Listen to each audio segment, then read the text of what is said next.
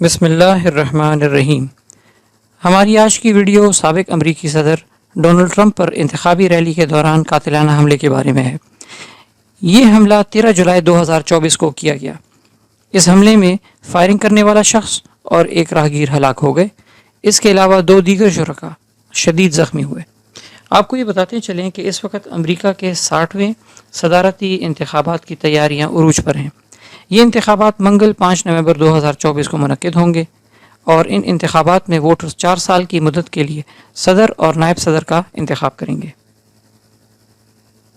امریکی وفاقی election commission کے مطابق مارچ 2024 تک ڈیموکریٹک پارٹی کے 190 سے زائد امیدواروں نے اور ریپبلکن پارٹی کے 400 سے زائد امیدواروں نے ان صدارتی انتخابات میں امیدوار کے لیے اپنی درخواستیں جمع کروائیں۔ صدر بائیڈن جو اس وقت امریکہ کے صدر ہیں، انہوں نے سال کے شروع میں ہی اپنے دوبارہ انتخاب کا اعلان کیا اور ڈیموکریٹک پارٹی کی نامزدگی حاصل کرنے کے لیے کافی حمایت حاصل کر لی۔ تاہم بعد میں بائیڈن کو 21 جولائی 2024 کو اپنی اس صدارتی دوڑ سے دستبردار ہونا پڑا۔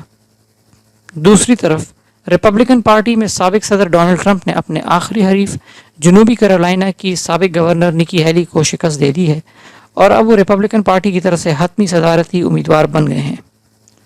سابق صدر ڈونلڈ ٹرمپ نے اپنے ساتھ نائب صدر کے عہدے کے لیے اوہایو کے سینیٹر جے ڈی وینس کو اپنے رننگ میٹ کے طور پر منتخب کیا ہے۔ بائیڈن اور ڈونلڈ ٹرمپ کے علاوہ صدر کے لیے کچھ آزاد امیدوار بھی انتخاب لڑ رہے ہیں، جن میں سابق صدر جان ایف کینیڈی کے بھتیجے رابرٹ ایف کینیڈی جونیئر بھی شامل ہیں۔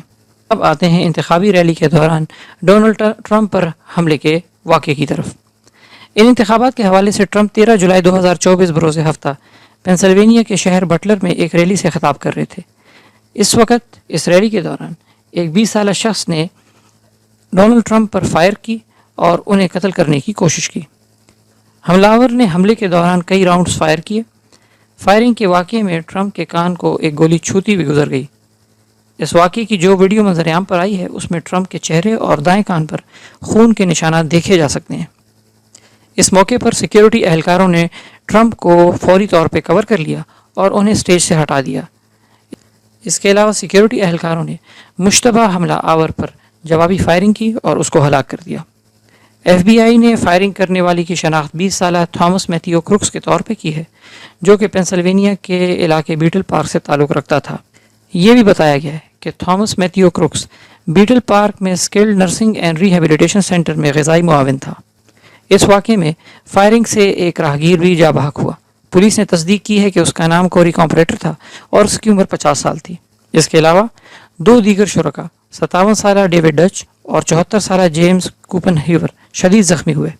حکام کا کہنا ہے کہ حملہ آور نے سیکرٹ سروس کے ایجنٹوں کے ہاتھوں مارے جانے سے پہلے ریلی کے مقام کے بالکل باہر عمارت کی چھت سے متعدد گولیاں چلائیں۔ بٹلر کاؤنٹی کے شیرف مائیکل ٹی سلپ کے مطابق ایک مقامی پولیس افسر نے بندوق بردار کو ڈونلڈ ٹرمپ کی ریلی پر فائرنگ کرنے سے عین قبل دیکھا، لیکن وہ اسے روکنے میں ناکام رہا۔